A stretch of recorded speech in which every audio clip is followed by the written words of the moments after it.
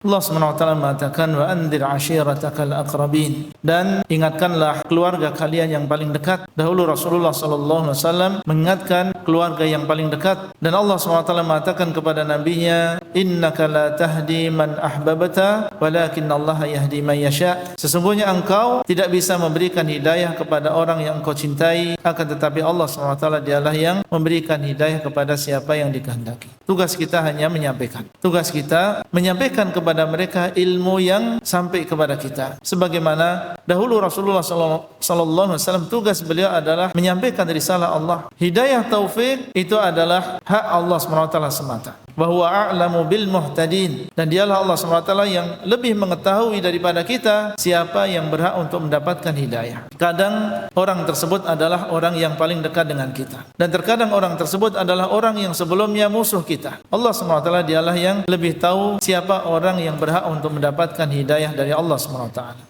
Adapun ucapan memutus tali silaturahim, maka tentunya ini adalah ucapan yang tidak benar. Dan dahulu Rasulullah SAW ketika beliau menyampaikan tauhid, keluarga beliau, orang-orang Quraisy, mereka juga mengatakan bahwasanya Muhammad telah memutus tali silaturahim. Difitnah beliau dan juga orang-orang yang beriman bahwasanya mereka memutus tali silaturahim, padahal mereka tidak memutus tali silaturahim. Mereka tetap menyambung dan menganggap mereka ini adalah keluarga. Rasulullah SAW bergaul dengan mereka, bergaul dengan Abu Talib, dan tidak memutus tali silaturahim dengan mereka. Diganggu oleh orang-orang musyrikin Quraisy, tapi beliau tidak mengganggu mereka.